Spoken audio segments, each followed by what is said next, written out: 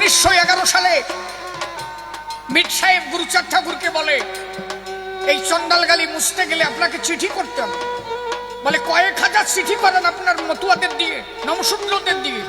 তখন এই census report যিনি দেখাশোনা করেন তিনি ছিলেন মিস্টার গেট, পাঞ্জাবে। ওনার কাছে তখন বারংবার চিঠি করা হলো। আর বাংলাদেশের জাতিতত্ত্বমালা যিনি দেখেন তার নাম ছিল মহেশ ন্যায়রত্ন। উনি ছিলেন একজন ব্রাহ্মণ। মহেশ ন্যায়রত্নের কাছে চিঠি পাঠানো হলো। মিস্টার গেট চিঠি পাঠালো যে আমার কাছে কয়েক হাজার চিঠি এসেছে। বাংলাদেশে নমশূদ্র নামে একটা জাতি থাকে, ওদেরকে চন্ডাল বলা হয়। এই চন্ডালটা কেটে দিয়ে নমশূদ্র লিখতে হবে।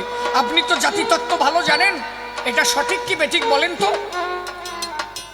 মহেশ ন্যায়রত্ন ব্রাহ্মণ বলে উনি তখন চিঠির প্রত্যুত্তরে মিস্টার গেটের কাছে বলে দিলেন, বাংলাদেশে নমশূদ্র নামে কোনো জাতি থাকে না, থাকে চন্ডাল, প্রতিহিংসাবশত।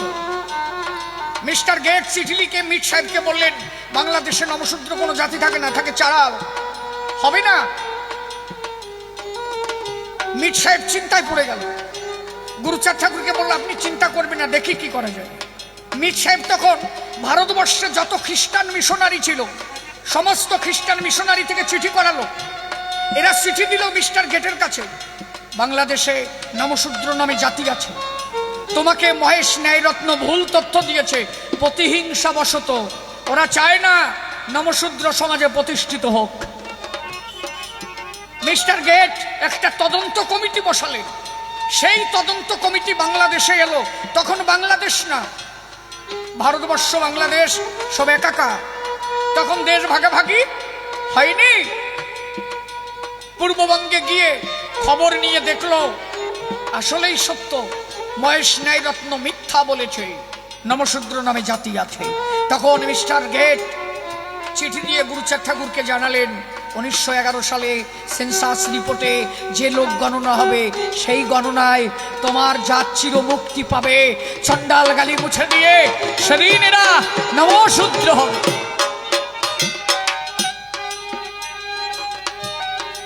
সেই দিন থেকে এরা নমশূদ্র হলো। তাহলে আজকে কেউ না মানুক, তুমি যদি নমরগণে জন্ম নিয়ে থাকো, সকালবেলায় একবার হলেও গুরুচাঁদ বলে প্রণাম করা তোমার দরকার বলে আমি মনে করছি।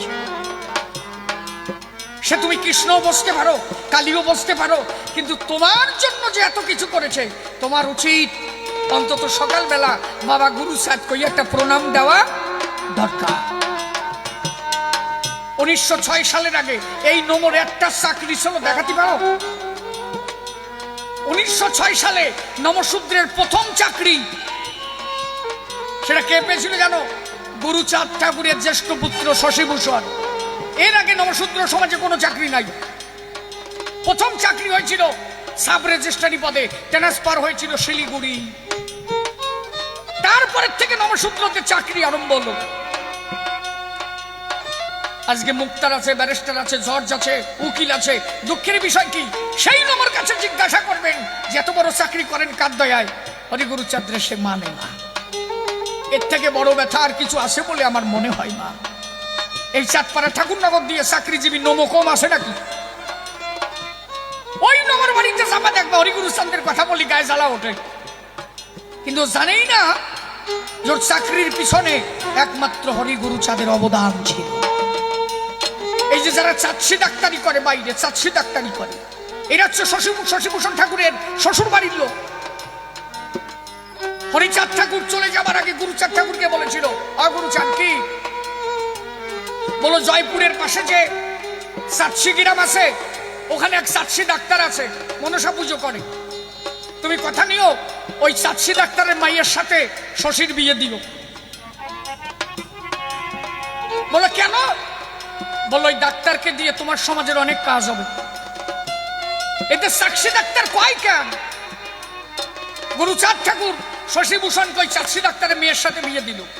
বিয়ে দিয়ে আমার সমাজের মানুষকে ওই চাচ্ছি ডাক্তারের কাছ থেকে ডাক্তারি শেখাইয়ে বিভিন্ন স্টেটে পাঠাই ডাক্তারি করতে শেখালো। সেইখান থেকে এদের নাম হলো চাচ্ছি ডাক্তার।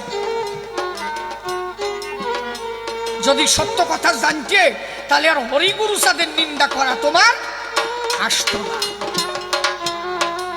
আমার কথা বুঝতেছ নাকি?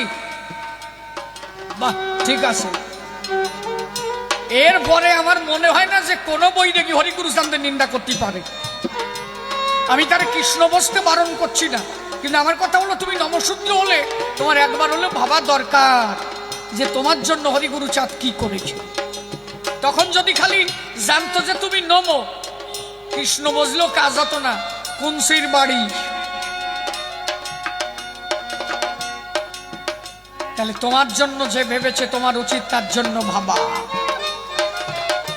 কত যে কি করেছে উনি, ও বলা যায় না, ভাষায় ব্যক্ত করা যায় না।